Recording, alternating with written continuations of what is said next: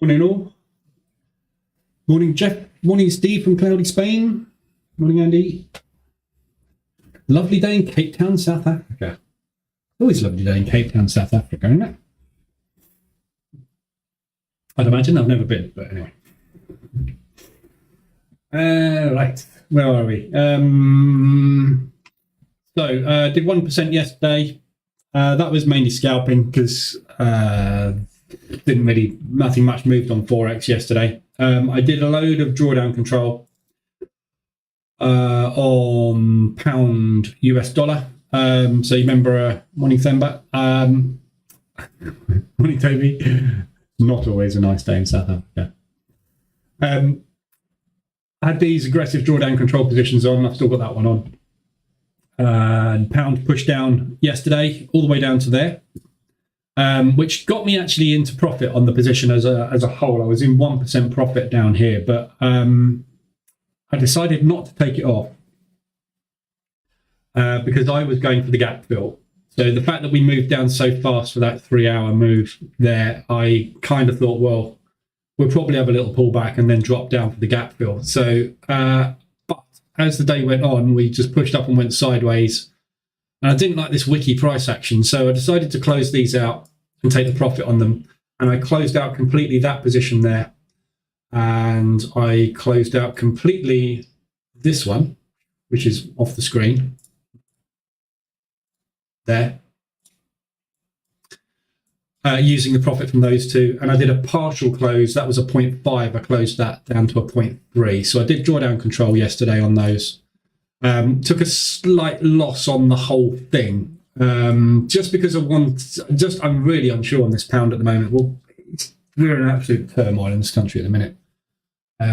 So I just wanted to get some risk off, basically. But this morning we're coming down very nicely. So this morning I've added another 0.5 on to this 0.1. And I still think we're going to probably come down and try this gap. In fact, I think we'll probably come down further than that. This propulsion gap here is probably where I think we're going to get to. But we had the CPI figures coming out this morning, which was 10.1. So it was normally when you see positive CPI, so positive inflation, we get a positive reaction on the currency. The fact that the pound has dropped on positive CPI tells you everything, really, that, you know, we are in a mess.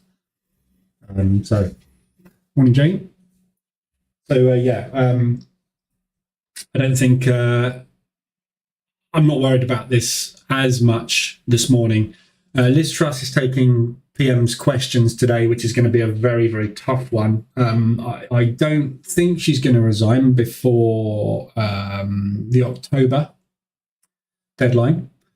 Not the October deadline, the October announcement of the fiscal policy. But she might get pushed before that, in which case then Jeremy Hunt, I think, will probably take over, or Richie Sunak, which will all be positive because we'll have people in charge, I think, that are going to do something about the mess. But the mess, obviously, as we know, is still there. So even if they put something positive in place, I'm still not going to look to buy the pound. We are still in a mess. Inflation is still going up. Yeah, we forecast it to go up. It went up worse than we thought it was going to, even with the interventions. We've got CPI for the CAD this afternoon as well. 1:30. So we're going to get some movement off the CAD. This paints the picture, doesn't it? Look at the CPI for the CAD, and then look at the CPI for the UK. It's a little bit different. And then look at the CPI for New Zealand. Yeah, I mean, we're screwed. We're really screwed. Down.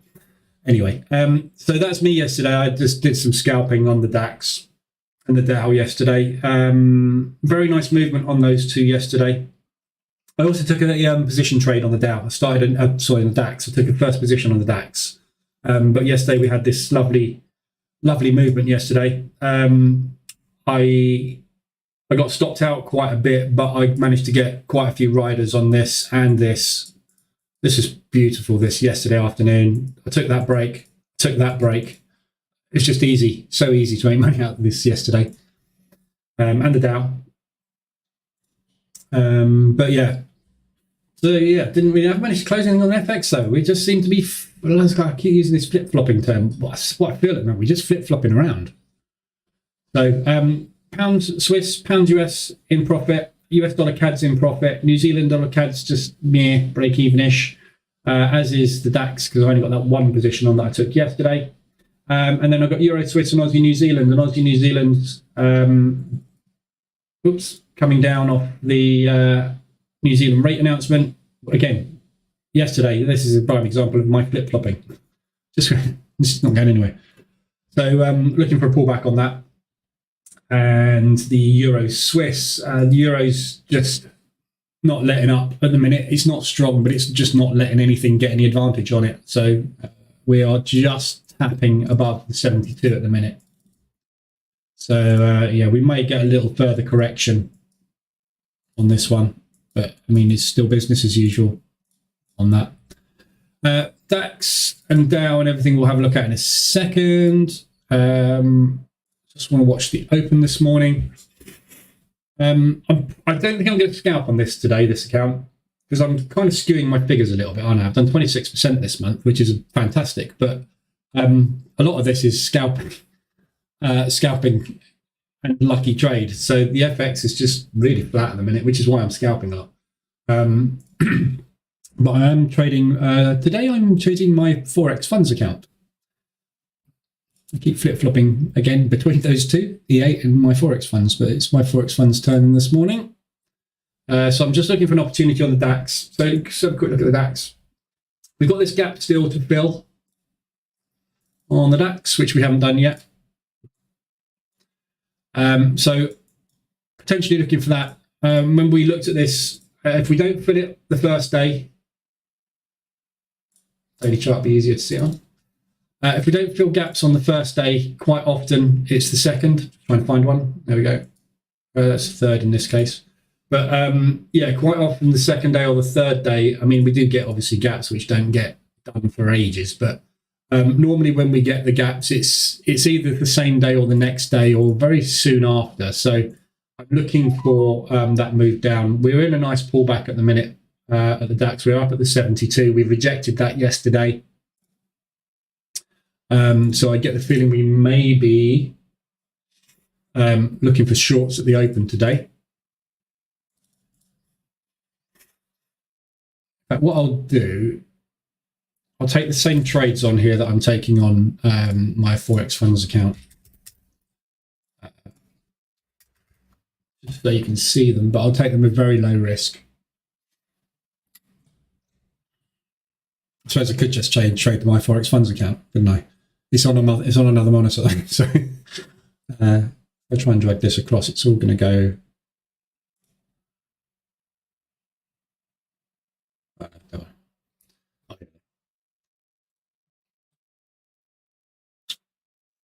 So we got the gap fill this morning. A very, very small one today. A very small gap. Wasn't really worth the effort. Bit of rejection going on there. So just going to the sell stop under this low. Using very wide stops today. I've been getting stopped out a little bit too much. I've been getting too aggressive with my stops. Wow, that was a hell of a slip. Blimey. Really slipped on that. So I'm just widening my stops a little bit and sort of taking slower moves at the moment. I nearly blew my E8 account this week on Monday.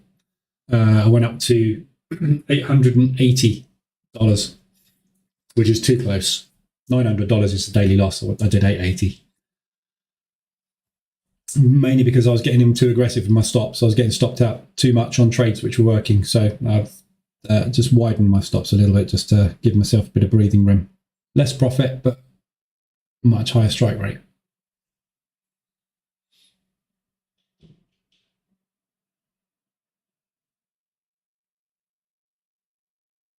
Got 2.5 minutes left on this candle. Morning Thando, that's a good name.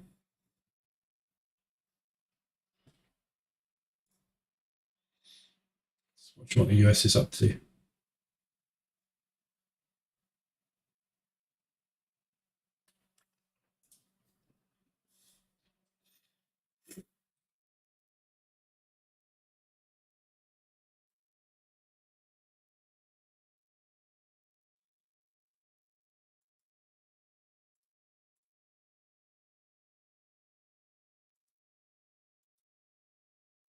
Earnings today. We had Netflix overnight. Didn't see what happened to Netflix yesterday. Down. And we've got Tesla aftermarket today and IBM, Procter & Gamble pre-market.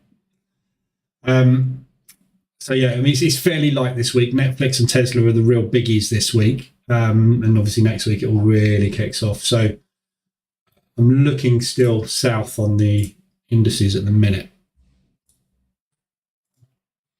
If we look at the DAX, remember I was saying about these pullbacks and how rhythmic these pullbacks are at the moment. I get the feeling this could well be the turning point. If you look at these moves, they're very I use fibs. You see me use fibs all the time. Because they do. When we are trending, fibs are very useful for sort of gauging roughly where we should start to turn. So they're very helpful and go quite hand in hand with the RSI. But if you look at, obviously, that pullback was around about 60, so it's never going to be exact, is it? Then we had the move from there down to here. We're at 50% retracement on this one at the moment. If you measure it from, obviously, the most recent high, we're back at a 61.8 again. So, this, if we are going to continue on this downtrend, and obviously we know we've got a lot more further down to go, we're at a 50% retracement of that move, and we're at 61.8 retracement of that move where we put our peak in yesterday. So I've just got a reversal out there on that as well. So I think there is a high probability of some kind of move down. If you look at the US indices, it's a very similar story there as well. So 61.8 retracement at the moment on this move. A little bit more on the S&P, but and the Dow. If you look at the Dow, it's that move down, roughly a 50% retracement. So everything's getting to the point where we're either going to rally on earnings or I think we're going to collapse. So I just get the feeling it's the latter at the moment. Adding one more position.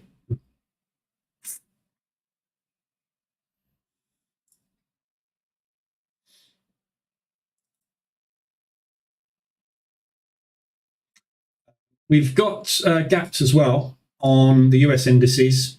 So we were very, very close to the Dow filling that one. The S&P we did fill within a pip. The NASDAQ we didn't. Oh, no, we did, sorry. No, the NASDAQ was the one we really did fill. The S&P was the one that we didn't. And the Dow, we just missed it as well. So we have also got US gaps from yesterday, which are unfinished. But obviously the DAX is the much bigger one. So that's what I'm aiming for today, partly why I'm using quite wide stops today, because I want to give myself some breathing room. I want to hold the positions and see if I can get that run down there. I'll keep an eye on that on my other monitor, which is huge. I'm new here. Thank you for the welcome. I'm in Ordschön. What? I'm in... I can't even pronounce that. Ordschön. That sounds German or Norwegian or Hungarian or I don't know. Ordschön, South Africa. Steve will know about that. Sorry, Jeff. He's in South Africa. Good name. Right, let's have a look at news quickly. So I've covered the news. We've got CPI this afternoon on the CAD to look after. So if you've got any CAD on, which I've got two CADs at the moment. I've got New Zealand CAD and US CAD. Hedging CAD. So one of those is going to make me money this afternoon. So yeah, those we got that one coming up this afternoon. And then we've got US, we've got Bullard speaking tonight. Then tomorrow we've got Aussie unemployment. Apart from that, that's it for news for the week, for red news. We've got home sales and retail sales as well. The retail sales for the CAD and the pound on Friday, I don't think you'll get, a huge spike out of these, but you will get a move, I think, continuation in the direction that we're going. So for the pound, if we're going down and the retail sales come out negative, I think we'll get a nice strong down day. The same with the CAD, we'll get a nice strong up day, assuming they're coming out positives. So we'll see what happens on those, but that's all we've got there. Interesting news overnight on the yen. We had quite a bit of yen news. Again, say interesting news, interesting in the fact that it's woolly. FX intervention was appropriate. So Kuroda's saying the FX intervention that they did was appropriate. That's what caused that spike. That ridiculous, useless spike. So he's saying it was appropriate, but he's not acknowledging the fact that the intervention didn't actually do anything and help in any way, shape or form. So appropriate to maintain easing to support economic recovery as uncertainties around Japan's economy are extremely large. We know that. Monetary policy does not directly affect Forex. It does if you do it properly. Inflation to remain high, blah, blah, blah. So basically, it's the same thing. We seem to be having these statements on a daily basis now, which is basically they're not doing anything about it. So again, I've said every day, I'm not touching the yen at the moment. I would short it, and that would be the only thing that I would look to, but I want some intervention before I start to short it. Other than that, it's a long, and you can continue to long the hell out of this thing if you want to, but just bear in mind at one point you're going to get caught on that intervention, and that intervention could be the death of you if you're position trading it. If you're not, fine, don't worry about it. If you're using your stop loss, go for it. But other than that, wouldn't really touch it at the minute. The only other worrying news is North Korea firing warning shots over South Korea, because South Korea apparently have fired some rockets. So we've now got China and Taiwan, Russia and Ukraine, and North and South Korea. And Japan, obviously, and North Korea as well. So there's just a lot of butting of heads going on absolutely everywhere at the moment. So just be aware that at any point, anything on this newsfeed could absolutely murder you. So just be very careful. Try and take profits. So basically, what I'm aiming for is 0.5%. If I get these, I'm just chucking 0.5% in here, which is what I normally do anyway. But at the moment, I'm just trying to keep it tight and fast and get the money in the bank as soon as we can, really. Stalling a little bit at the lows. So on the DAX, we've got a couple of hurdles ahead. Obviously, let's take that line off now. So yesterday's low is the first hurdle, high of previous day, and then obviously targeting gap fill. That's the play for the morning, if we can get it. Right. So looking at the dashboards, while this is just mucking about down there, no ADRs today. The only weekly we've got is New Zealand dollar yen. It's Wednesday, so obviously these are extended. So if we look at the hourly, this move is the entire weekly range done in 2 days. It's only just though. So if they come up and take out those highs this morning, obviously that is the weekly range, 241. 241 is the weekly, 277 is what we've done. So this is obviously based off of the news, the New Zealand dollar news. So there's a good chance we're going to get a bit of a pullback, but I would like it to continue long, obviously. So there's not really any easy ways to sort of measure this pullback. Obviously, you can use a fib on it and look for some kind of pullback and long, but we should start to get some kind of profit take on that this morning. We got quite a few monthlies, which we've already looked at. We're on the 19th of the month. So a lot of these, like the Aussie New Zealand, obviously I'm already in the Aussie New Zealand as a long.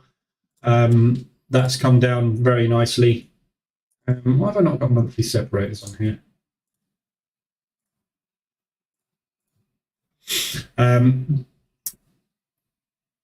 That's weeklies. So here, isn't it? So very, very nice, big, strong move down on the Aussie New Zealand, mainly on the Aussie dollar weakness and the New Zealand dollar strength. But obviously we are at our monthly, we've exceeded our monthly range quite substantially. That's just pulled back quite hard. So I think we're at a point where we should at least start a pullback into resistance. But potentially if we can get through this, a sort of deeper pullback somewhere up into here. So that's what I'm kind of looking for. Obviously, ultimately, I think we should see the Aussie dollar picking up, but obviously with their rate announcement, we may not. So we'll see what happens with that. But Aussie New Zealand, obviously nicely set up. We've just got another position on that one yesterday. What else we've got on there? We've got Euro Pound, Euro Yen, Euro Pound.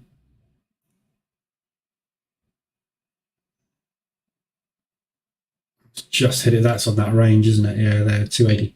So yeah, that's already done. And the Euro Yen, obviously, off to the moon. So up to you if you want to try and mean revert that. But the way the end's going at the moment, be worried about that one. All the pounds we know about. The pounds all over the place, so you kind of ignore those at the minute. We've got the US as well, US CAD and US Yen. US Yen obviously is, we know, absolutely flying. US CAD, I've got my first buy on that one. So we had this big pullback, and I've been looking for long opportunities on it. We got a nice extension on the hourly somewhere. So I've redone my template. I had so much crap on my chart, I just had to redo my template. So yeah, that was the entry there. We've not really gone anywhere yet, but from a 4-hour perspective as well, it looks good.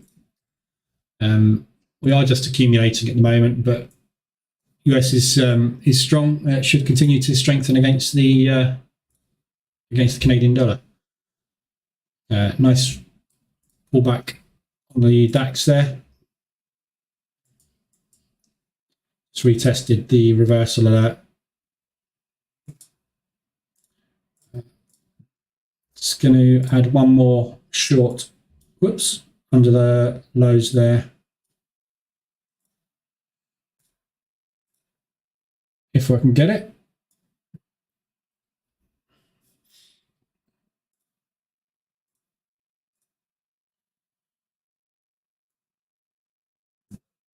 So looking for looking either for an inside bar or a lower high.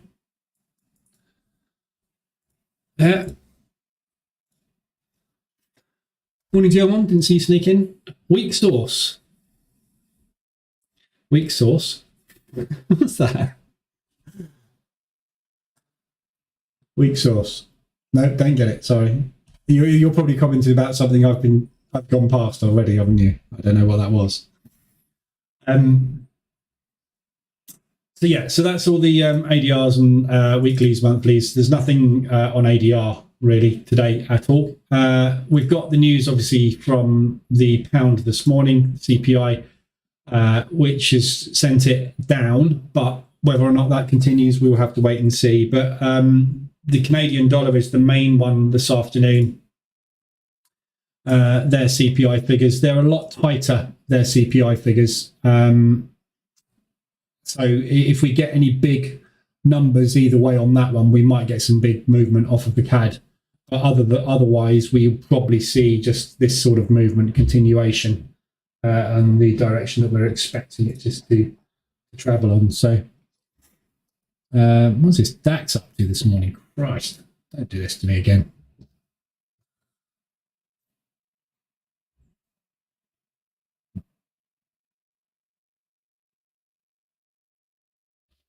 Okay, so we're just putting a new higher high. Bloody hell. Let's stop out on it.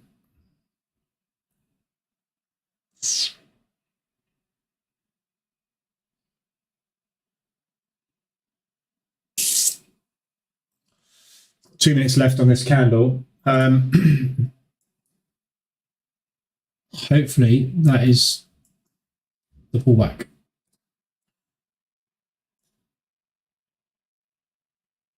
Very deep pullback.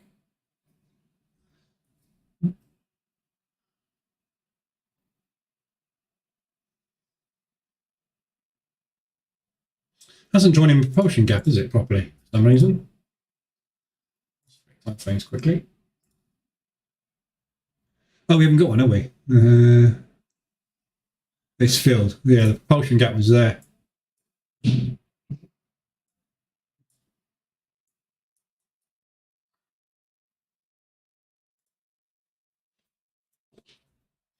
That's it. Come on, sellers. You know where you need to go. Right. RSIs. We've got quite a few RSIs. Hourlies are flat. We've got nothing on the 14s either. So the Asian session's been, as you can see, fairly sideways. So that's in reference to statements on the Bank of Japan. Weak source, yeah. Weak source. Very weak source at the moment, Bank of Japan.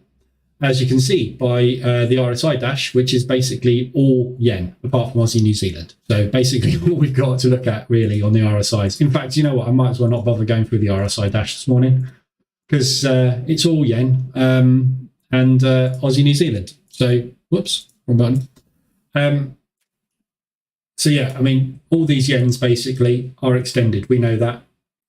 They're all extended to the upside because the yen is weak and the Bank of Japan keeps weakening their currency by not actually doing anything about it.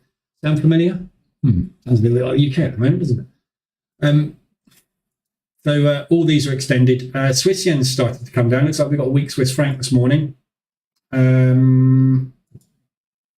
Obviously, the pound is a little weak. So there's a few of these starting to come down. US is strong again this morning, which is surprising as to why the indices are actually pushing. So we've got the indices trying to push along with the US dollar this morning, which is unusual. Just taking out that high. So hopefully that's it on that pullback.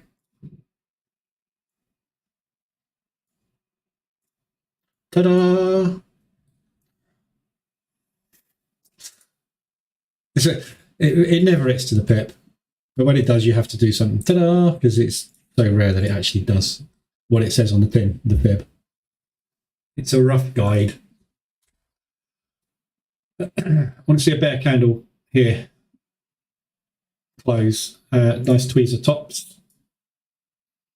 And get that next leg started so I can add the gap. So at the moment on the funded account, I'm taking 0.5% risk on each of these positions. I'm obviously taking 0.25% here, but I'm risking 1.5 on this gap fill this morning. But obviously with wide stops, so it's not going to be a massively profitable trade, but I'm getting fed up getting stopped out on gap fills, basically. So this morning, obviously Aussie New Zealand we know about with the RSI. We're embedded and extended on the RSI on the Aussie New Zealand. So I'm in it already. So I'm going to whiz through all the pairs this morning. If there's anything you want me to look at specifically, let me know. But I'm just going to whiz through all the pairs today and have a look at them all and see if there's anything we can look at potentially getting into. I've got a fair bit of exposure across the board though at the moment. I'm double exposed on most things, Aussie and Euro, but I don't really want to load any more up at the minute. But yeah, we'll have a look at what is going on. See if there's any opportunities. So indices I've kind of covered. Yesterday we had another bull day across the board. It wasn't very convincing though. As I say, this week we haven't really got the the earnings. The earnings really kick off next week. So we'll see a lot more movement and reaction next week. I just get the feeling at the moment, for some reason, I don't know, just you get a feeling that this earnings is going to be a negative earnings quarter. So we had one March, wasn't it? So where's July? So that's the July earnings quarter, earnings fortnight. And that one was the April. Yeah, I think we're getting one of those. I just get the feeling we're going to get negative earnings. Not necessarily massively negative. It's probably going to be, even if it's positive but lower than last quarter, that's still negative. If they hit targets and the targets are reduced, it's still negative. So the markets aren't silly. I just get the feeling we've had a positive, negative, positive, we're due a negative. And this is the first one, as I say, since the interest rates and the inflation has hit the retail industry and all sectors, basically. So I just get the feeling we're just going to get a 24 bounce and drop on these indices. Positive day yesterday, but as you can see, we've got no real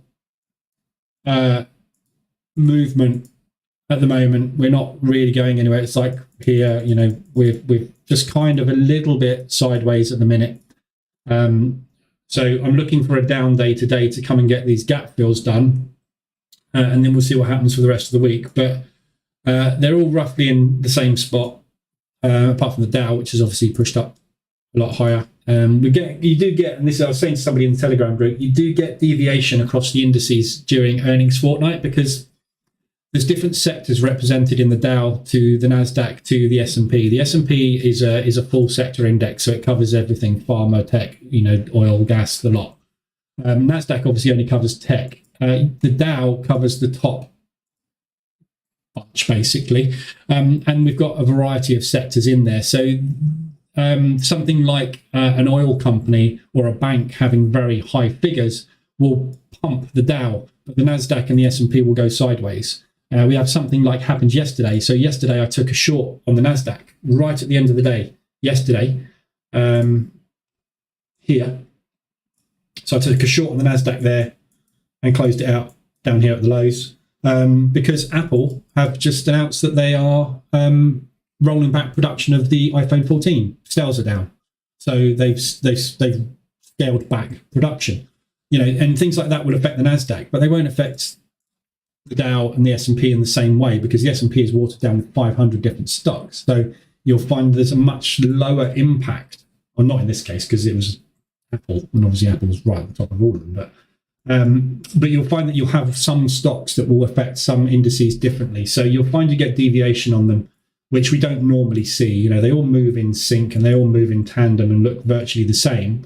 Until you get one sector which is stronger than the other. In this case, the Dow has managed to obviously make new highs where the rest of them haven't. And obviously, the DAX is a little bit different. But so yeah, I think I'm bearish at the moment. But with the indices, I'm position trading the DAX at the moment. I've got a short on. You can't see it in here very easily, but this one here, this 0.21, that is the position trade which is taken by the EA. So I've started a first position short on the DAX because on the hourly we got extended and there was an M5 reversal alert somewhere around there. So yeah, I'm in short. DAX moved down nicely at the minute.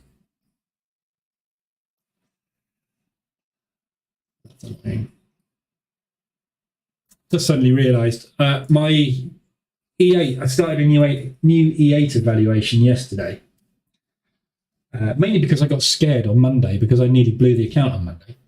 I thought I better have another one in reserve. So I started an evaluation on that one yesterday and did fairly well on it. I've just suddenly realised if I'd have taken this trade on my EA account, I would have hit target and got funded today. I chose to do my Forex funds for some reason, which is good. I'm not complaining, but it was a bit of a silly decision. In the next short, so 3 short, Just going to modify my stops and bring my stops down just to reduce the risk on the top two positions. So we are heading towards these lows. When we get down to these lows, I will break even my stop.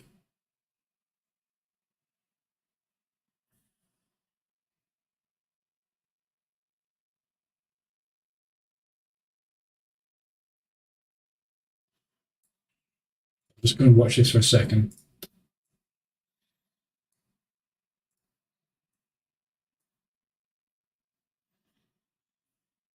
It's a nice push. I just want to see if we get a follow through.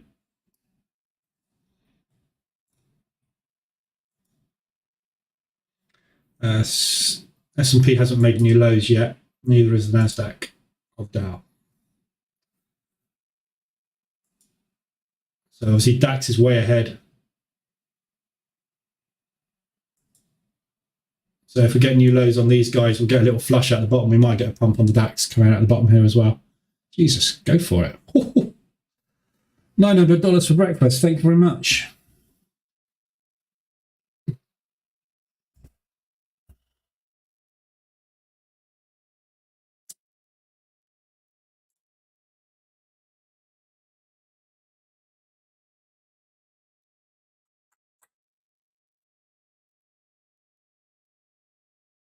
Okay, so we're just running into some limit orders here.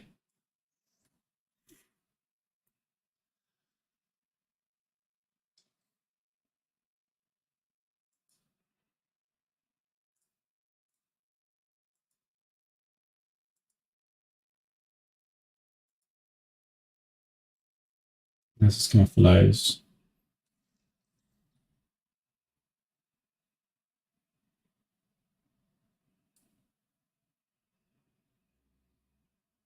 And just moving stops to break even.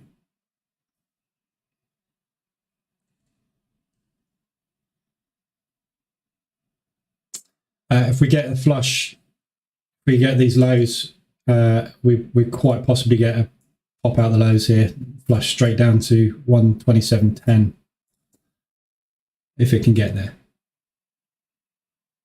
I just want to see if this flushes because I'm going to close some of the positions out if it gets down to there.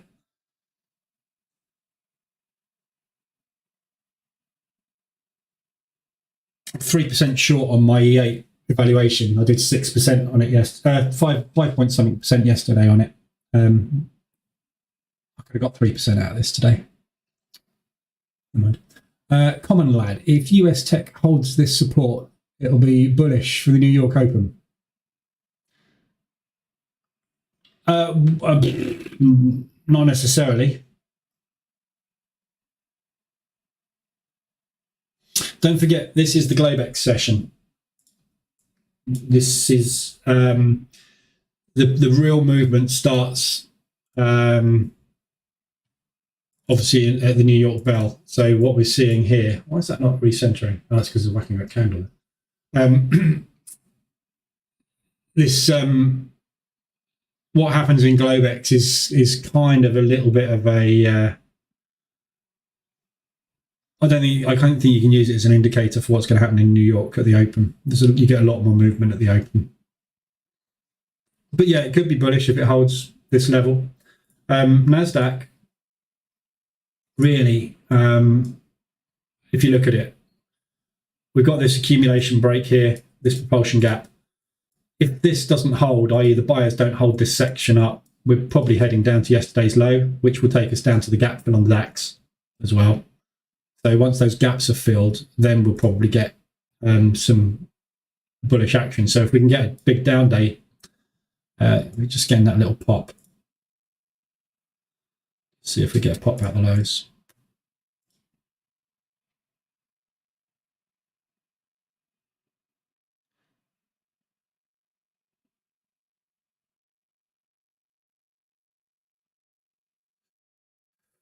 Oh, got 2.3% on my other account. $1,200.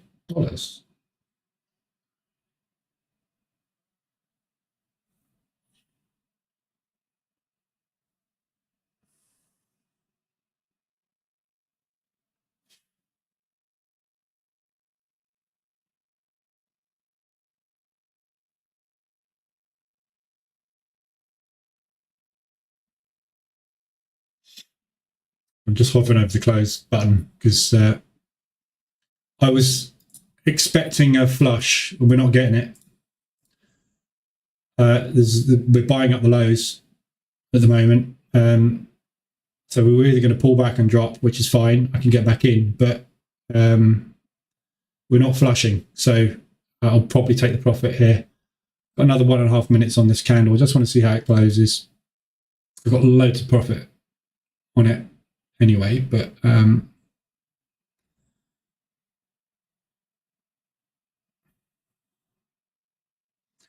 why is my DAX moving a lot faster on my Forex funds? My Forex funds, this candle's we're at 127.40.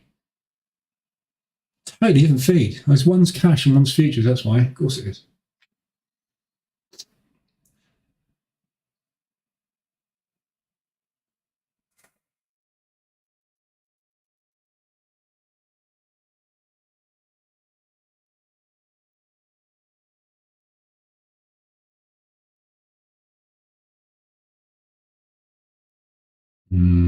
Struggling, don't I?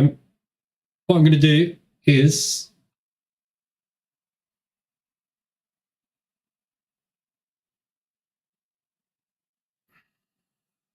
every time I go to close it, it gives me a little bit of a flush.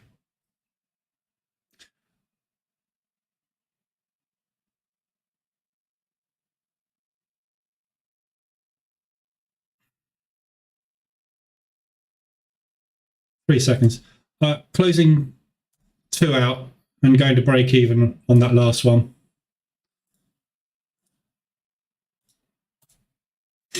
Got a fair bit of distance. So the reason for that is obviously I just want to bank some profit, but also if you look at the high of this candle, we've got this propulsion gap now. Likelihood is we're going to come up and we're either going to put an inside bar in, which means we'll have a lower high before we continue down, which is fine. And then I'll just carry on making profit on this one. Or potentially we're going to come and retest this propulsion gap. If we do retest this propulsion gap, I can stop out and enter again. But it looks like we're coming down to test that low.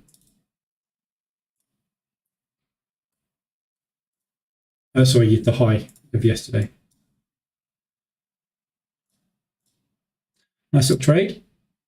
That was very profitable. $1,100 banked on that, and I've got $300 running. So that good start for breakfast, isn't it? But yeah, so to answer your question,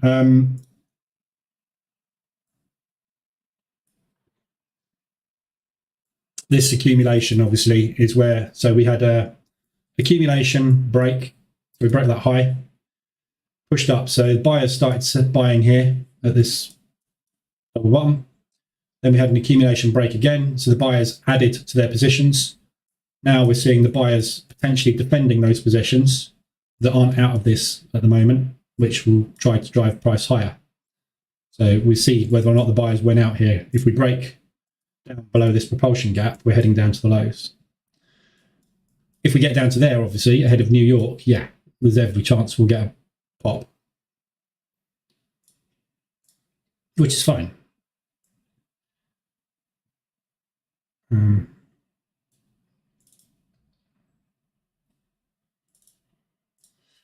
Right, sorry about that. Okay, so let's have a look at FX. So covered all those. Let's look at oil as well first. So oil, yesterday, as you can see, we had a massive down move at the New York Open. We just came flying down when New York opened up. Pulled back, dropped again, and sort of hovered. We've just filled the gap this morning. I don't look for gap. I should really look for these gap fills on oil, shouldn't I? They do happen quite a bit. What's the timings? It's 3 o'clock midnight, so it's got the same timings as the Globex session for Nasdaq and S&P, isn't it? So some good gap fill opportunities. Probably missing out on oil. Yeah, we are. Look at this. I'm going to back test this. This is on my list today to do now. So gap fill done there. Not a massive profit, obviously. Opened up, gap fill done. I can build an EA to trade this. Opened up there. Gap fill done in Asia. Gaps seem to fill in Asia, don't they? So things. Yeah, every time. Gap fill, Asia. Micro gap. You can get on there.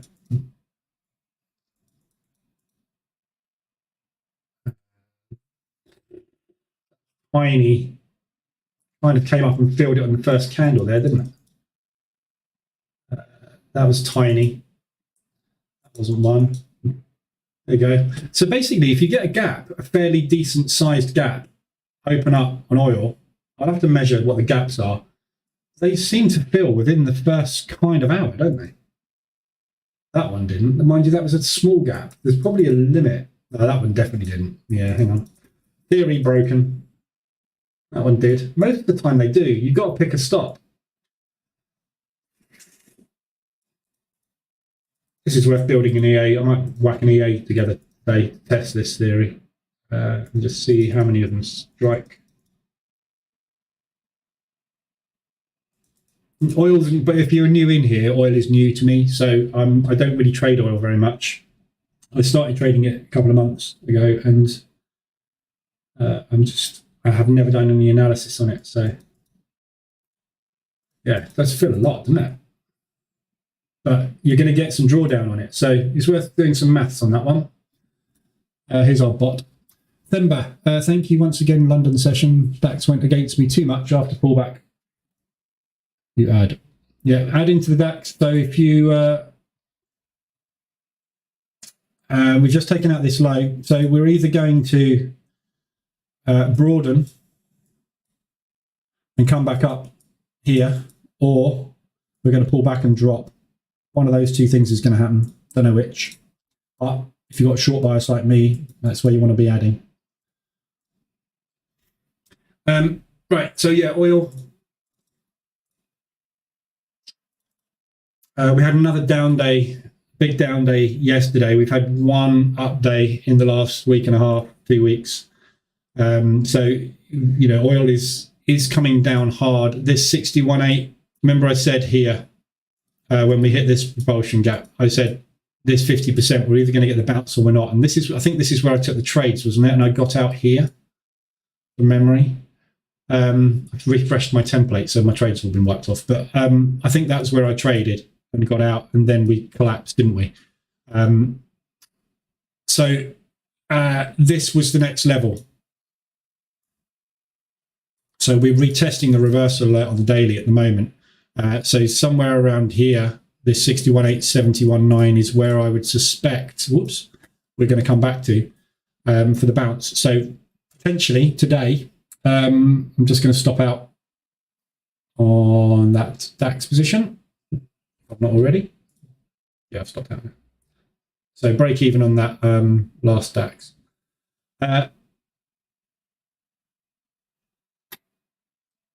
I'm still in on the funded account though, because my entry's at 127.69 and a half, which is roughly where that one is actually. No, it's not. It's a bit closer. It's about there. Totally different numbers on my Forex funds. So yeah, I think potentially here we could get a rally from oil. So I'm looking for oil to have put this peak formation low in here. We've made a new high. Market structure has shifted to the upside. We're retesting now for potentially another leg up, come up and challenge these highs. So if that is going to happen, if that is going to be the case, this is roughly where I would suspect we're going to start that move from. So he says a nice big push up, pull back, next leg. We may not do that. We may push up, which is exactly what we did there. And this may be coming back down, double bottom and drop. Yeah, so this could just do that. Don't know. We are obviously bearish at the minute on this one. But with what's going on with oil and OPEC capping the production, I get the feeling that we're going to get higher prices. The market and a lot of the investment firms are calling for $100 a barrel by Christmas. Russia are happy to trade at $80 a barrel.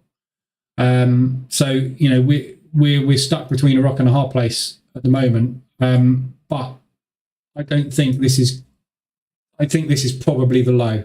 So if you are trading oil,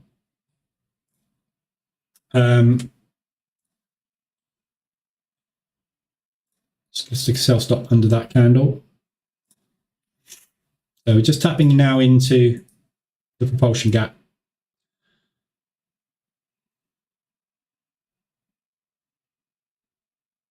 We'll probably go a little bit further into there, but my stop obviously is above that. So try and get another leg on, and I'll stick a sell stop under that low as well. So see if we can get an ad. Morning, Stevie. So yeah, so oil looks good for longs, I think, from where we are. Obviously, it's counter trend, but this is more of a fundamental trade with 80, roughly ADR today being what I would class as the psychological low, $80 a barrel. I think we'll get some movement off of $80 a barrel if we get down there. So up to you if you want to trade oil, if you fancy it. I like it long and an ad down there potentially, but I'd wait for a reversal alert. So hourly, it's a little bit of a distance away.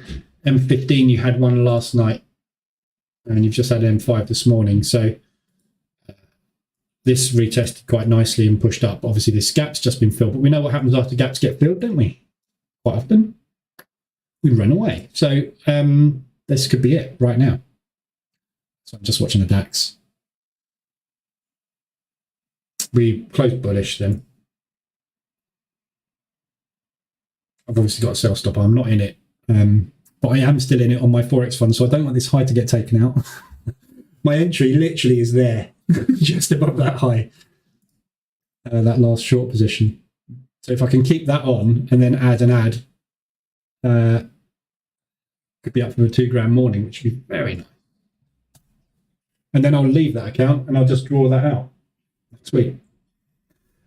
Work on my E8s. Right, so that's oil. Let's look at all the FX pairs. I'm going to quickly, first of all, what I'm going to do is go through the yens, because these are easy. I haven't got a clue. Sorry, can't help. I just don't know what's going on with this yen at the minute. So Aussie dollar yen obviously is very, very sideways. If we look at it, grand scheme of things, everything we know, all yens, everything is bullish against the yen. The yen is weak. So we should be looking for longs. Fundamentally, yen is dead on its backside. If the currency's got any strength whatsoever in it, it's going to beat the yen at the moment. We've had the intervention on the yen, which was, you can hardly see it on the Aussie yen, look, there. So this was Japan saying, right, we've had enough. We're strengthening our currency. DAX is coming down. We're just about to put a new low in on the 5-minute candle. So yeah, that was the intervention. And after the intervention, nothing happened. Aussie's been weak. Obviously, as you know, the US dollar did the opposite because it's been strong. So whatever this currency does against the yen, that is what you want to be concentrating on. So if it's weak, probably looking for shorts. If it's strong, you'll be looking for longs. But there's nothing really I can do with this because I'm too worried about taking any long trades on it. Because at any moment, the Bank of Japan, I think, will probably intervene and say, right, that's it, we're going to go short. But the fact that they've been saying this for months and months and months and have done nothing about it, and when they did do something about it, gives me no confidence that their intervention is going to help. Therefore, it could still go up. So I can't, I've got no directional bias on this thing at the minute at all. I'm worried about that, and I'm worried about that. And I've got a lot of other things I can trade. So I'm just steering clear of it personally. But there are lots of opportunities on the yens at the moment. They are extended. So you can kind of look at all these yens. And if you are happy to take a short on them, take a short on them. But bear in mind, you are trading potentially counter trend. So, you know, it is a very difficult thing to trade at the moment. So I'm just watching the DAX make new highs, just taking me out on the Forex funds account. Whoops. We just popped a new high there. Still like it's short. So this propulsion gap, I'm looking to act as resistance. So I'm just looking for another opportunity to get in somewhere in here.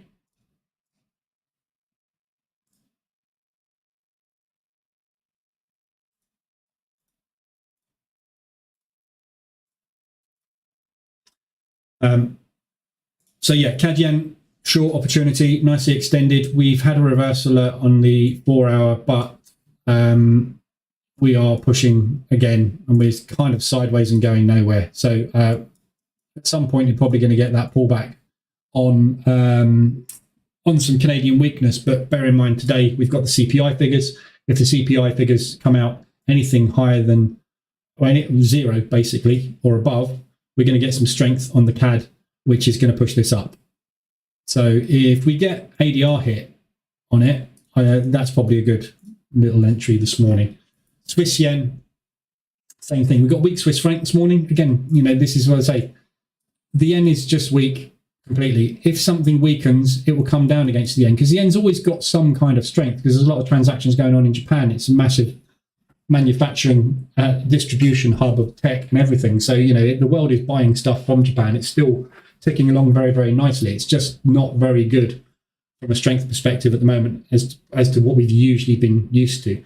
So if the Swiss franc weakens, it's going to come down against the yen, because the yen's got enough strength to push it down. So, this is starting to tick over. But as we know, the Swissy is strong. It's doing okay. It's on top of inflation, not quite as well as it thought it was going to be, but it's still doing all right. A lot better than a lot of us. So again, this could just pop at any time. Again, don't like that really either. Euro yen, same thing. Euro is weak. It's having temporary strength at the moment, short term for a couple of weeks, but overall, long term, it should be looking short on it. Right now, though, good looking short opportunity, but we got a good looking short opportunity here.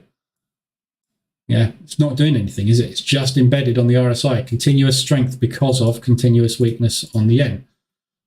Pound yen, same thing. Weak pound. We know the pound's weak. It's coming down against everything. The yen. So, you just can't really trade this thing at the minute, because it's so volatile and so unreadable. It's just not doing what it should be doing. New Zealand, we know we've got strong New Zealand at the moment, based off the back of the news. So it's doing that. And the US, obviously, we know is the king of currency. So that one's absolutely flying. We just made new highs on the DAX.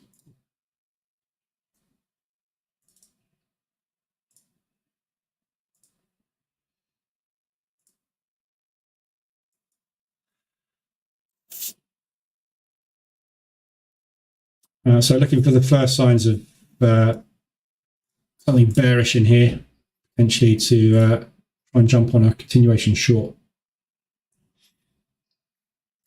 So that's all the yens. Aussies, all bearish at the minute. As you can see from the Aussie CAD, we've kind of gone sideways. We're expecting some Canadian, well, personally, I'm expecting some Canadian dollar strength off the CPI figures. Virtually all the time at the moment with CPI, we seem to be getting positive, as you would expect. CPI inflation is rising. Virtually all the time we're getting positive figures. So you have to kind of assume that we're probably going to get a 0 or above for the Canadian dollar. Yeah. So the last couple we haven't had, but inflation is rising. Things are getting worse. So if they are got the same situation as everybody else and we're continuing business as usual, we should see higher figures. Therefore, we should see some Canadian strength, which means Aussie CAD will be coming down. So looking for entries short on this. RSI extensions on the 4 hour, very few and far between. We had that one there. On the hourly, you had an extension yesterday on that one. So there was a short opportunity there, which came down very, very nicely. In fact, that looks like it was an ADR, wasn't it?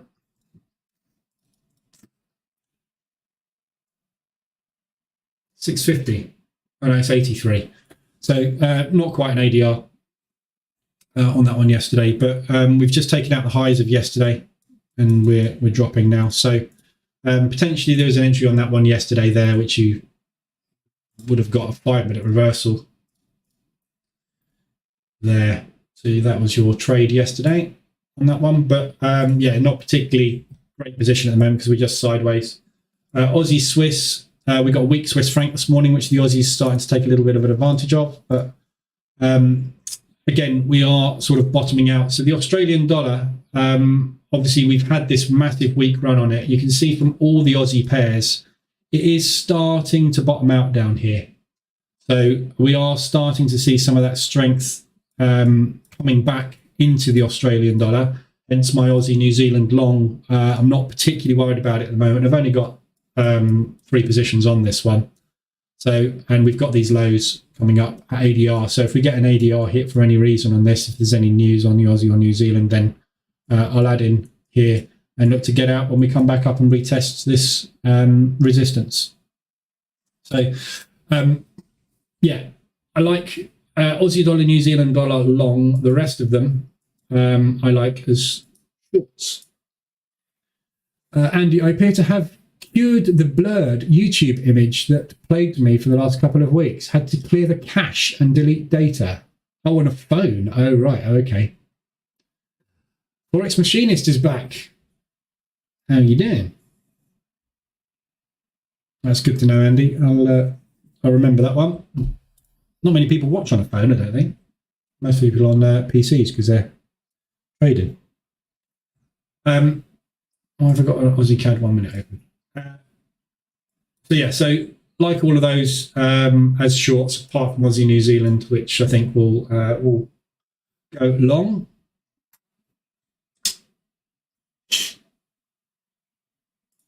I'm just going to put a sell stop under that low. Whoa! So I just pushed the wrong button on my funded account. So if this propulsion gap is going to hold, I don't mind if we come and test the top of it, but I want to see a bearish candle here. And then I'll add, assuming we're going to break that low.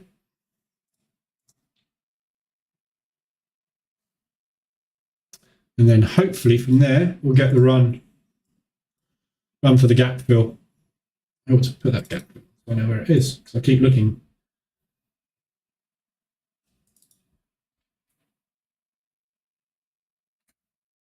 So there's the gap fill.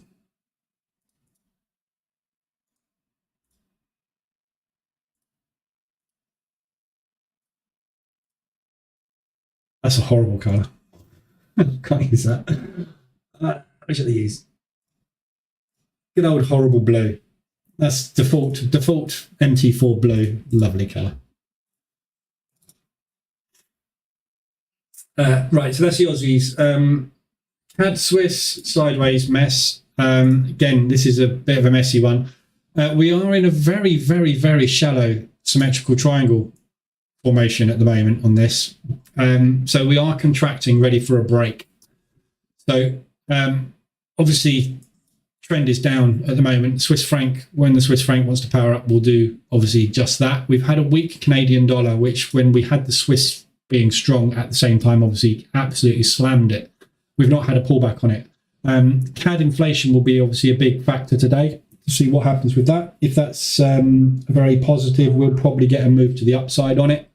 But at the moment, we are just contracting. So, you know, this is a 3-week contraction that we're in at the minute. When it breaks, it's going to break and it's going to go. Which direction? Don't know. Could well be this afternoon when we get the CAD figures. But at the moment, Canadian dollar has been fairly weak. We've had weak oil as well, which hasn't helped it, but that is potentially going to strengthen. So I think there's a lot more going for the CAD moving forward. So I wouldn't be surprised to see that break to the upside. But right now, obviously, it's just been sitting, contracting and coiling, and not really giving us any opportunities for entries at all. There was one on Thursday last week up there, which worked out very nicely, but that's it. We haven't had any previous week. On the Monday, we had that one, but there's nothing much happening on it. CAD yen, yen, euros. So at the minute we've got the euro looks like it's strong. It's not. It's the Australian dollar, which is massively weak at the minute. I found a strategy that works for me. I had to add some of what I learned from you with RSI and such, just coming on to say hi. And to have a good one. Oh, okay. Excellent. Glad you found a strategy. This is exactly, you've done exactly what I said to do in the bootcamp. Take bits and pieces of what I do, mix it with other stuff, come up with your own strategy. Bingo. How it works. There is no one strategy fits all. You've got to try them all. Pick the bits you like. And yeah, run with it. Oh, I'm one of the best mentors you've ever run into. You haven't run into many yet, though, have you? That's nice to hear. Pass it on. Growing great. 3 weeks profitable. Fantastic. Good job. Euro odd.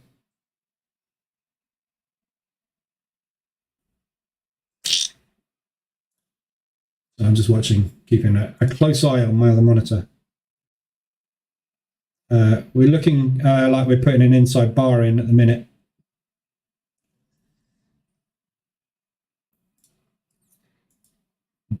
So if you want to get super aggressive, this candle closes in 25 seconds. Inside bar entry is underneath the low of that candle.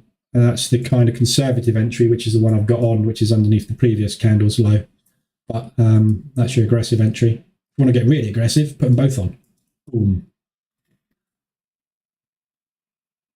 But yeah, I've got an inside bar, so the move up has stalled in the propulsion gap. So this might be where we're starting to see the sellers defending this short position and pushing back down. There we go, gathered into first position short.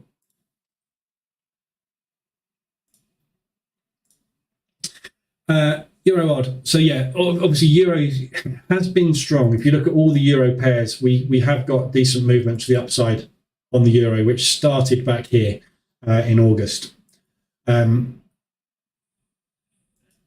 August on that one anyway. But I mean, it's not particularly strong. You can tell by obviously the US dollar. So the Euro is doing okay against everything that's weak.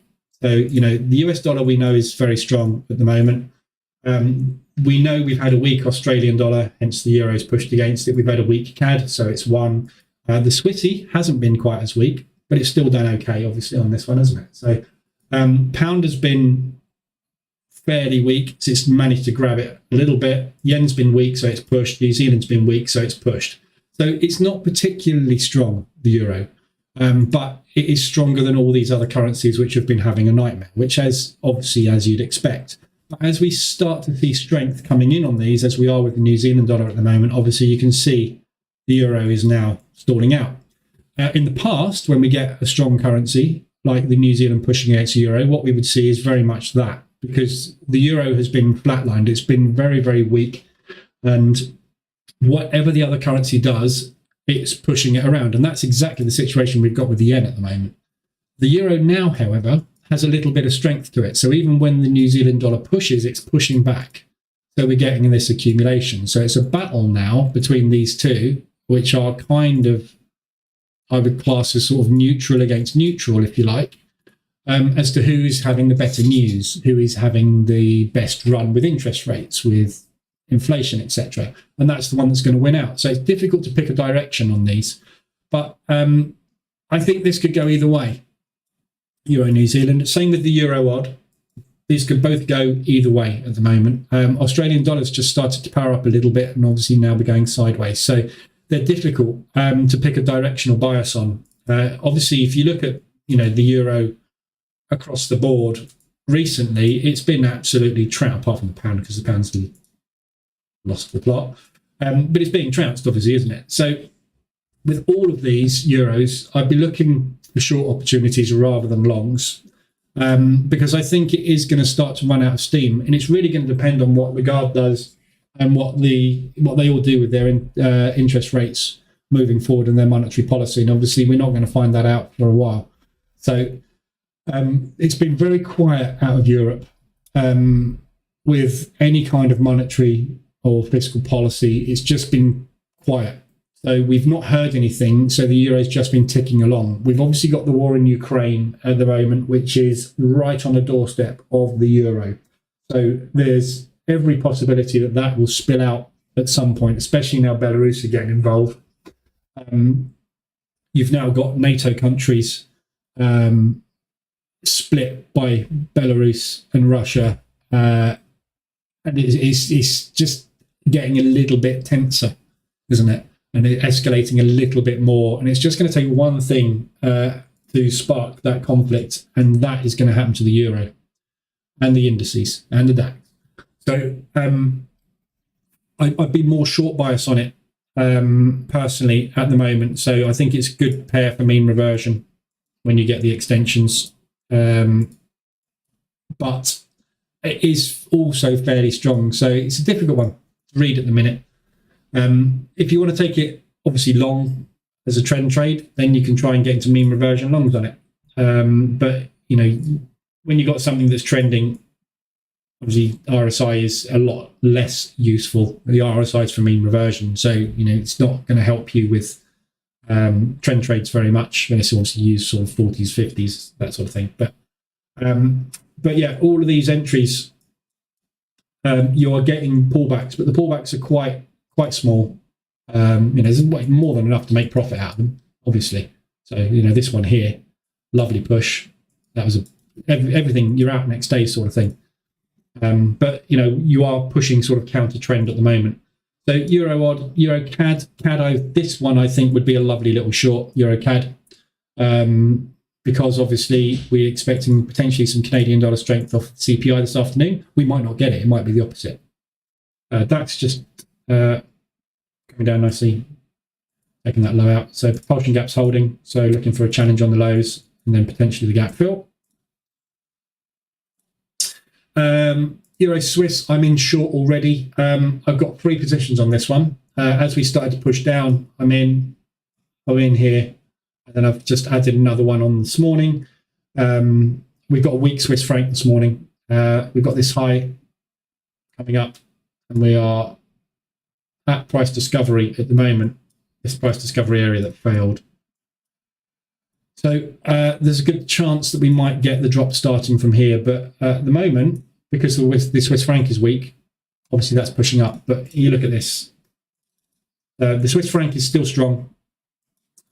The euro is a little stronger than it was, but when the Swissy powers up, the Swissy will do that, no problem at all at some point, just waiting.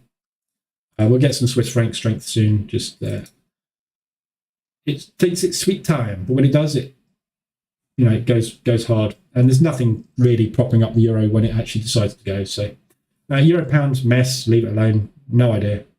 Much better pound pairs to trade than that. Yen we've covered. New Zealand, same as the Aussie, it's stuck sideways. I'll be looking for short opportunities, more likely on the lower time frames. I don't think I've got any other euro short. Yeah, I've only got the euro Swiss on at the moment. Euro US, obviously this is a massive short. Again, nothing's changed. You know, we've had this strength in the euro. It's made that push. We didn't obviously manage to get new highs put in. Then it pulled back, and we are slightly pushing again. So we have made a higher low. Yeah, but you look at where the reversal is on the daily, because of that strength of movement all the way up there. The euro's got to crack that before it's got any chance of getting any long move, and it's just not going to do it. So yeah, shorts, and obviously anywhere up here, right where we are now, perfect short opportunity. Not extended there, but we are extended, or we were extended on the hourly Monday, sorry. We got extended, we were still there yesterday really, because we just accumulated. But yeah, continuation shorts. We got no news this week on the US dollar though. We got Philly Fed manufacturing, which I don't know why that's a red. We very rarely get any movement off of that, but we got unemployment. So there are catalysts coming up that might move the US, but this is more of just a position trade. And, you know, if this doesn't work and it does push up into new highs, you know, it's very rare we crack the 72. Look. Every now and again, when we've got a really, really weak US, we might pop up there. But other than that, this is where you want to be shorting from, isn't it? I'm on pound US short at the moment.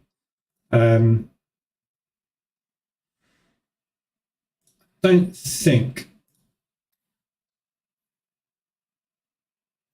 I've got Euro US set up. Oh yeah, I have. So I'll be getting a Euro US short as well.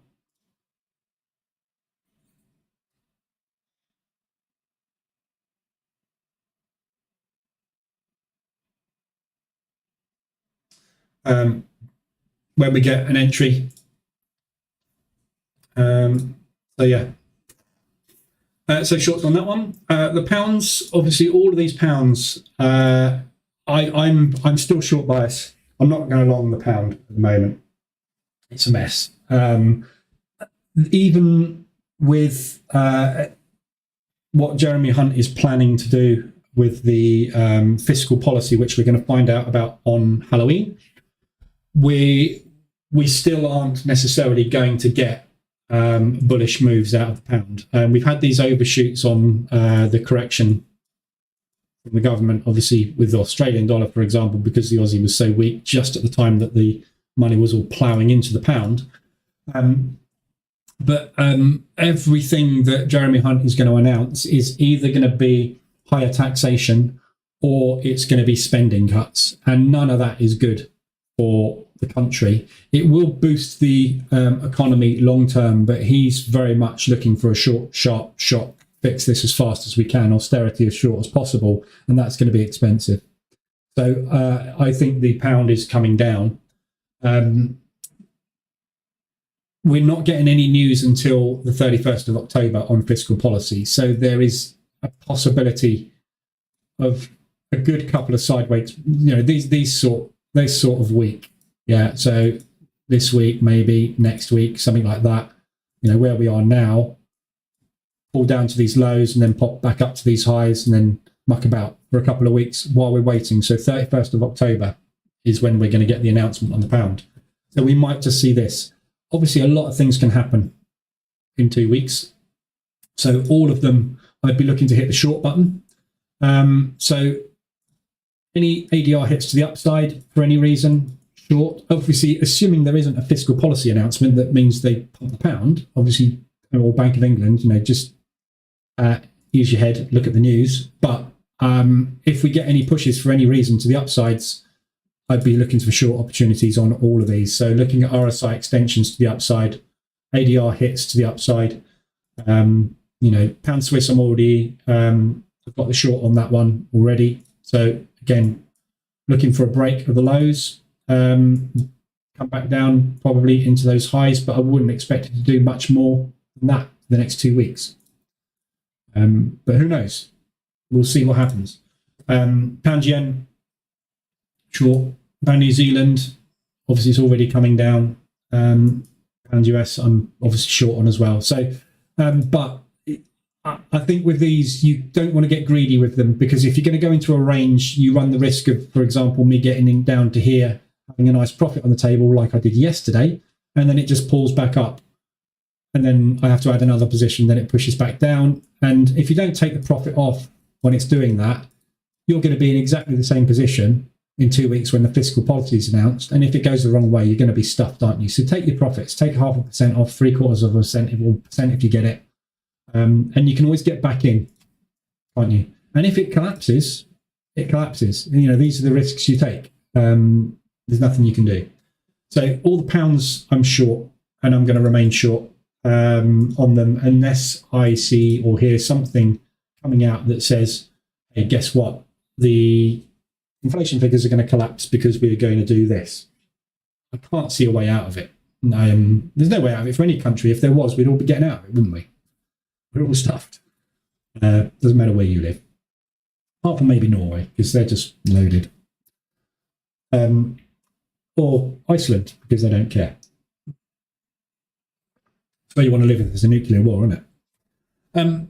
Right, DAX is coming down. Second position on the DAX.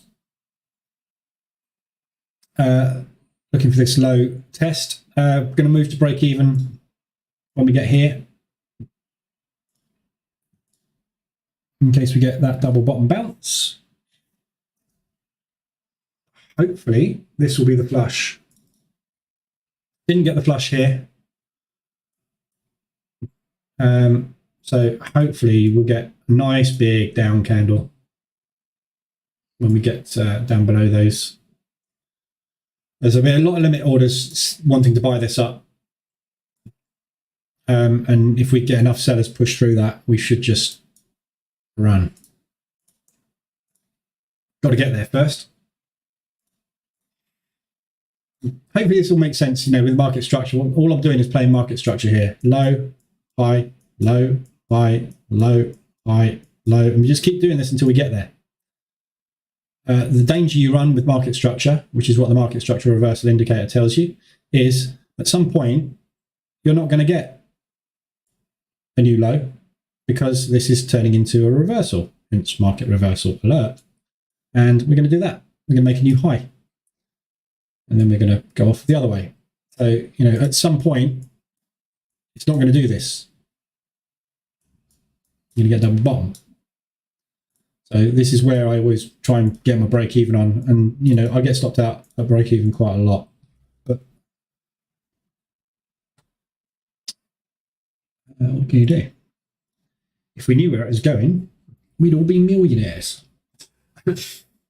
New Zealand's very much the same as the Aussies. New Zealand CAD. New Zealand obviously has had some decent rates announcements coming through. They're on top of inflation, not too bad. Everything's going okay with the CAD as well. So it's now, and potentially today, we're going to find out if it's going even better. So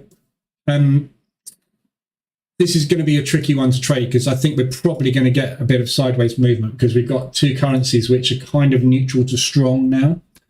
So I think we need to be a little careful shorting this. I have got a short on at the moment, and I think unless we make a new high there, we'll probably be okay on it, and expecting some Canadian dollar strength to hopefully pump this back down again. So continuation of the trend, but expect it to slow a little. Yeah, so we might get that sort of movement coming a little bit more now. So I still like it short though. On a trend basis, there's a good chance, and it's usual that we get the Canadian dollar being stronger than the New Zealand dollar. So I'm still short on it. I took that one because we had the H1 extension in here yesterday. I had the reversal alert there, which is where I got in. And we're just obviously sitting around above at the minute, not gone anywhere.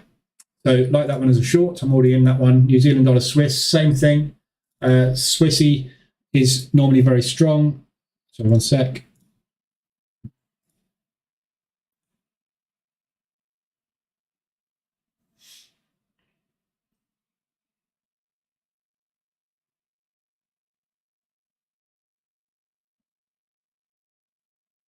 It seems to be quite a bit of resistance to short at the minute. It's it looks very convincing, but when you actually watch the candles painting, it's like that. Yeah, it's very hard to get a bearish candle. The bears are winning out at the moment, but it's very hard to paint a bearish candle at the moment. My platform's just frozen up. Do you know what? I think I'm going to change brokers again. This is happening multiple times a day now with Forex. Multiple times a day. I might go back to Axie. Although I moved from Axie because they started doing this as well. Come on, platform. We are still sitting there. There we go. We are still sitting there where we are at the moment. I don't know if anybody else is on Robo and they're experiencing this, but it's very, very annoying. Yeah, so we are, you can see from this candle, it's a struggle to get a bear candle painted. There is a lot of longs trying to buy in today.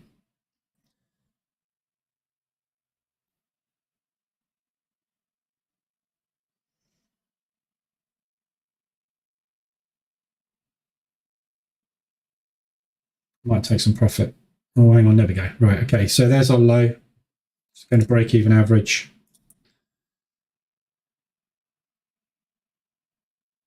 So I want to see this flush, not do this. It's not what I want to see.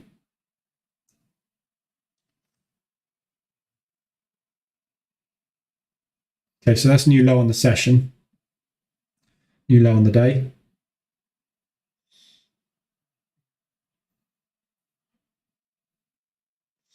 Closing out the most profitable position and just going break even on that last one. Oh, I've got a second position on. So I'm going to go break even average. I don't want to go into drawdown on this.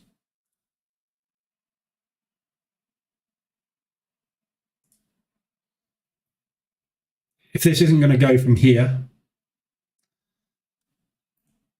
I'd rather not be in it. I want to see this go. I want to see strong conviction from the sellers to get through this level. They're not getting through this level very quick at the minute. We've got 40 seconds left on this candle. So I'm just break even on these two.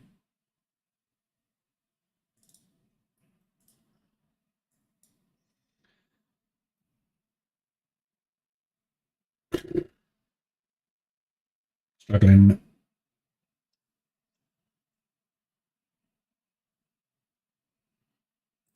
Come on, let's run this low or high. So this is the high of yesterday, this black line.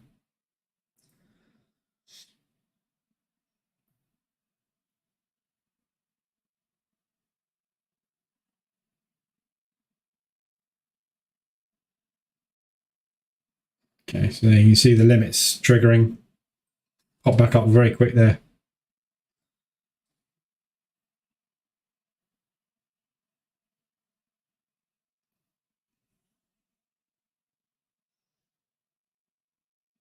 Come on.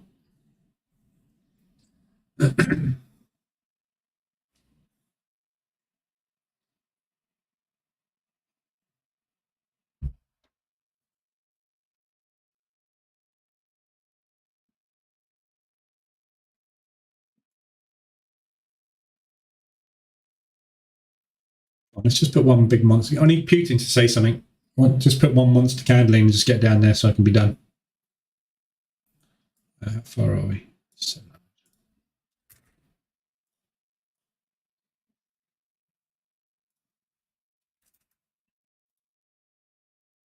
Moving my TPs above the gap.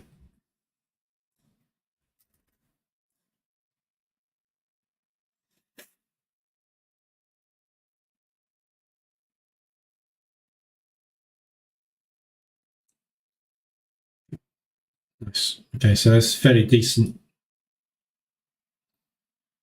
push out the lows there.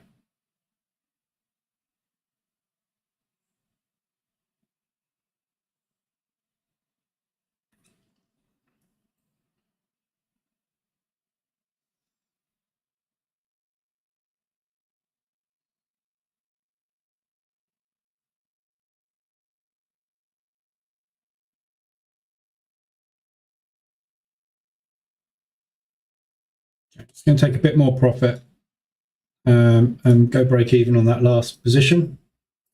So that's risk free now. We've gone like 1, 2, 3, 4, 5, 6 candles straight down. Highly likely we're going to get some kind of pullback. So I've just taken some profit and put that on risk free. If it flushes, brilliant. If not, I'll just get stopped out break even on that and try and add again. Rinse and repeat the market structure. So high, low, lower high, lower low, lower high, lower low. Looking for a lower high. That's where I get in.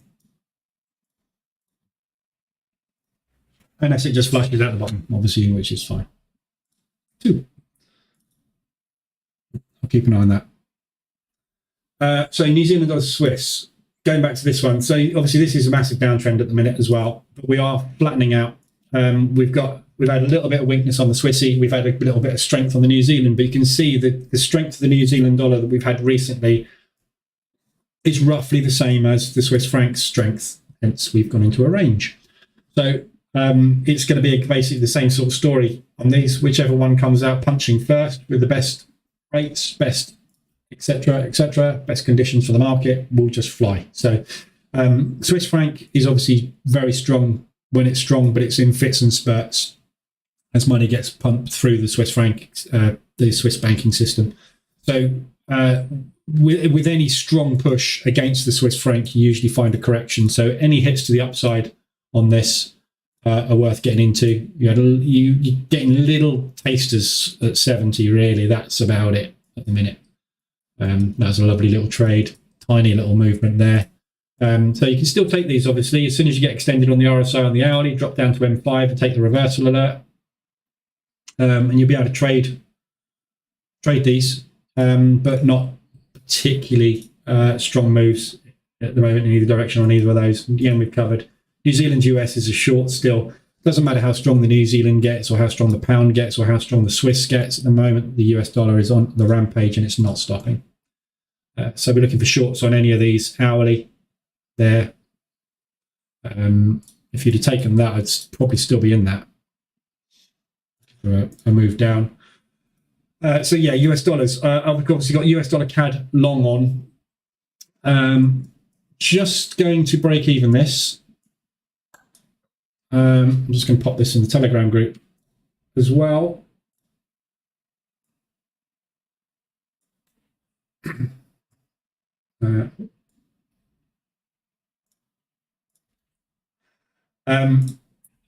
Reason being, obviously, we've got the Canadian dollar news this afternoon with the CPI figures. So if those CPI figures come out as very positive, we'll get a nice push on this, dependent obviously on what happens with the US this afternoon. I mean, this could obviously move quite a lot as well. So yeah, very, very good chance we might get that push down. And what I'm worried about, because we've had such a strong US for such a long time, it's been pushing very nicely. I guess get the feeling there's a little bit of weakness due on the US dollar because it has been pushing so hard. So if that happens at the same time or roughly the same time as we get the Canadian dollar strength coming through on CPI, you've got the perfect storm for a drop. So what I would rather do is break even on that one and get back into it somewhere down here. So I'm just going to break even, stop that. I'm just going to put that in the group. Oops, can't spell.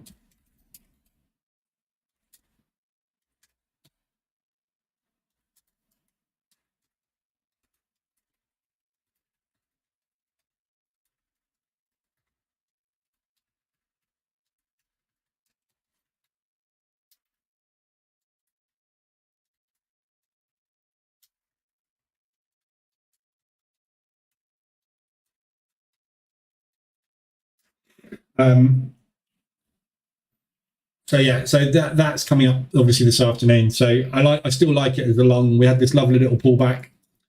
Didn't quite get extended there. We did get extended on the hourly. But yeah, I like this as a long, just because of the strength. And the thing about this one is the US dollar drags the CAD along with it. So it's unusual for that. And you only really get this strength of movement when you've got the Canadian dollar being weak, which we've had recently. The Canadian dollar is strengthening up now. And if we get good inflation figures this afternoon, it's going to strengthen up more, which means we'll go more into this sort of price action, which is the normal for the US dollar CAD, which is similar to what we get on Aussie, New Zealand a lot of the time, and we get it on Euro Pound a lot of the time. So there is potential for that to go into that sort of movement. But if it goes into a range bound situation, you just add on and get out as it pushes back up and vice versa. So, and the US dollar Swiss is just in a mess at the minute still. I just don't really have any indication as to which way this thing's going. So we're up at these highs. Oh dear, can't do that. Right now we're up at these highs and it's rejected very, very nicely. But obviously I think this is probably just a bounce for a continuation. Especially we've had the weak Swiss franc this morning. So you can see this is obviously pushing very nicely at the moment. So currently we're more if you scroll out, we are obviously more long than short on this one, but the price action is just impossible to give any, directional bias at the moment on it. It's just in this huge, messy range. So because of the strength of the Swiss franc when it powers up, it will batter the US dollar. So you can kind of take any extension you like. There's just no directional bias on it. So I haven't traded this for a while now. I used to trade this all the time. Last Christmas I was in this when it squeezed me. Or was that the Christmas before? I've done this so long I can't remember. I was on stream anyway. But yeah, so I don't know. It's a nice resistance bounce, but I'm slightly long bias on it, so I'm just really not interested in it at the moment. It's too much of a mess. I've said it before. One of my mentors said to me, if you look at a chart and it looks like a mess and you've got no idea, move on. There's 28 Forex pairs, a load of indices and other stuff to trade. If it looks like a mess and you really have got no idea, just don't trade it. There's a lot easier things out there to trade, isn't there? Look at that. What do you want to do with that? Short it. What do you want to do with that? Short it. What do you want to do with that? I've got a clue. Don't trade it. Same with the ends. I just don't know at the moment. Obviously, every being in my body wants to hit the long button on it, but every part of my brain is saying at any moment the yen could intervene and smash it. So I just trade what you can trade. There's stuff out there that I think looks like a good bias. I'm in that stuff. I'm staying in that stuff because it looks good. That's all you can really do. I'm going to stop out break even on this. I suspect we've just put double bottom in. So this is the pullback starting. 1, 2, 3, 4, 5, 6. So big, strong move. Likely to get that pullback. There's no point. I've done $1,753 on my funded account this morning. Thank you very much. 100% strike rate. If you exclude the break-evens, obviously, which obviously I haven't done on this account. Well, that's not bad, though, is it? 1% on a 0.25% risk. Nice little morning. So yeah, had $100 US out of the DAX this morning on my Forex funds account. Cool. Excellent, Steve. $100. What size account are you trading with my Forex funds then? Is that a little 10K? That's good. Not wrong with that.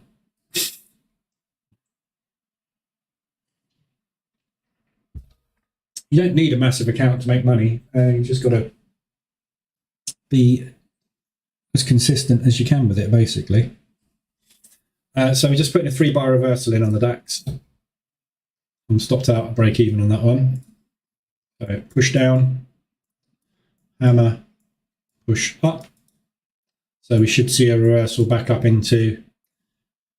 This isn't really potentially a good propulsion gap. So a propulsion gap should come after an accumulation. So it's in a break of a low in an accumulation. This is not a break of a low in an accumulation. This is part of a trend move. So this propulsion gap. It's the strongest part of the move in the middle of the move. So we might find sellers in there, but equally, we might pull back deeper. That is obviously assuming that we are going for the gap fill, which you would expect looking at the price action so far today, but doesn't have to fill today. It could fill this afternoon. And obviously what we could do now is just go and muck about up here. It's a real good, strong bull reaction at this low. So basically what we're seeing here is the high of yesterday being bought up. So there's when you look at size doesn't matter. Yes, exactly. All men say that. 5K. Yeah, that's good. Well, that's brilliant, isn't it? 5K, 100 quid out of a 5K account. It's a very nice return. This is why we work in percentages, people. Yeah. If I'm trading a 2.5 million account, I'm not interested in money. I'm interested in my percentage gain. This is what makes you money. Pips don't make you money. Concentrating on money doesn't make you money. Concentrating on percentage gain makes you money. If you make 0.5% a day, you're making 10% return a month. If you've got a 2 million account, you do the maths. You're rich. So think of it from a daily perspective. A lot of algorithms and a lot of institutional traders obviously trade daily charts. Yeah. So they'll be looking for, they'll be buying breaks of highs, buying previous day's lows, that sort of thing. So what we're seeing at the moment is them buying this up off of this low. And they're basically buying up the low of yesterday as well. So you'll have a lot of limit orders sitting in the market at these levels, always. And they could be sells or they could be buys. Depends on the market bias, depends on what they're thinking. But they're either thinking we're going to double top or they're thinking we're going to break out. One or the other, aren't they? So you always find there is some kind of reaction at those levels and it's not because it's right. It doesn't, because this is happening now, it does not mean this is going long. What it means is these orders are triggering. That is it. The only fact here is there's orders triggering at this level because there's orders sitting at this level. Doesn't mean it's going to do that. It means the orders have triggered. If we are really sell heavy today and the sellers are in control, they're not going to care about that. Everybody that is taking that long bounce here is going to puke there and drive the selling down faster towards our target. So we want the buyers to get involved here because as soon as we break that low, they're going to sell, which speeds our move up, doesn't it? You have to think like an algorithm. Think what's going on in the engine, not what you see on the chart. What's going on in the engine? Why is this bouncing here?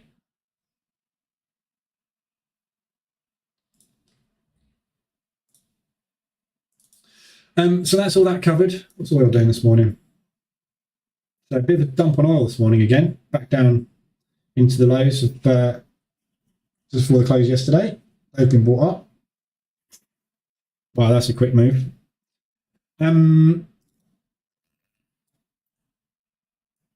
have we got? 571.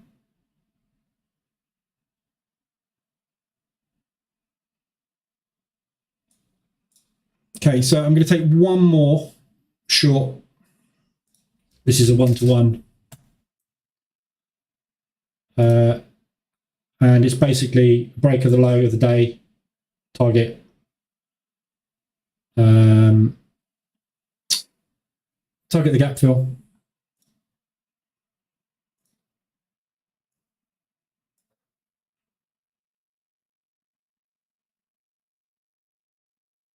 And I'm going to reduce the risk on it as well. There's no point in taking a full risk on it. If that triggers, what I want to see is when we break this low, if that triggers that order, I want to see us down here fast. If it triggers that order and does that, I'm not going to risk it. Because if it rejects this level, we've got a W reversal potentially forming, haven't we? Which means there's a lot more buyers at this level that are willing to hold this level. So that's last trade of the session for me. These are the days that make up for the days where you get chopped a bit. So you get these lovely little trend days and you can just squeeze, just squeeze. You just get 100% strike rate. I found this a lot. And if you scalp a lot, you'll find this happens to you as well. You will have days where you have 100% strike rate. Every trade you take, you can just see the market, see what it's doing. It's market structure. It's a trend day. You make a load.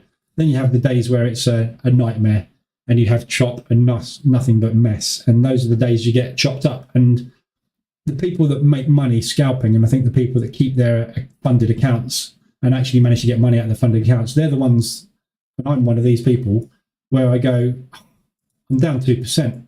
This isn't happening. Shut the charts, walk away, take the loss. I've made way over 2% today, so you just write those ones off. And what I usually do on those choppy days is I only concentrate on highs and lows, and I will only take reversals at highs and lows, and then I go for those bigger runs to try and eat away those losses. That's all you can do, isn't it? At the moment, you've got to be in and out fast. Right, that's all I've got for you this morning. My focus today is watching this, basically. I want to bank some pound US and get out some more of this if I can. We've just taken the lows out. See, this is what I mean. This is the danger at the minute with this pound. It could easily just come back up and trade back up into these highs again. You know, look at, we are kind of starting to contract, which is a start of a rollover.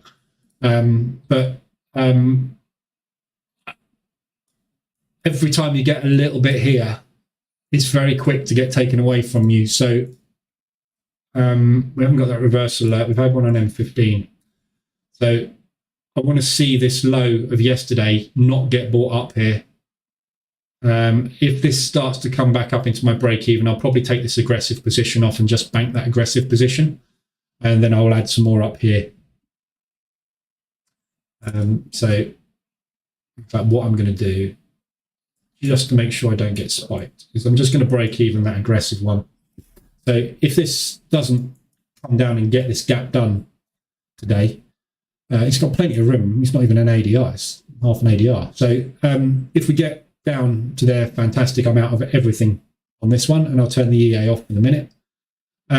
If we push up, I'll probably just take that profit off and then add some more somewhere up here, depending on how far away from that entry it is, with a view to us staying range bound. Like I said, for the next couple of weeks, I don't think we're going to make massive moves on the pound US. So we've got that high there, that low there. I don't think for the next couple of weeks we're going to get out of that range, not until the fiscal policy is in place. We've got bearish engulfing on the DAX.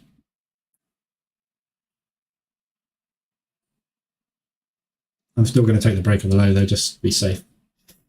So yeah, so that's, I'm just worried about getting stuck in this. And, you know, I've been in many trades, position trades, where you're flip-flopping around your break even like that, and I just get out of them. And you've seen me do it. You saw me do it on Aussie New Zealand, didn't you?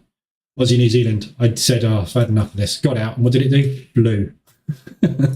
As soon as I got out that long, it went mental, and it shot up like crazy, didn't it?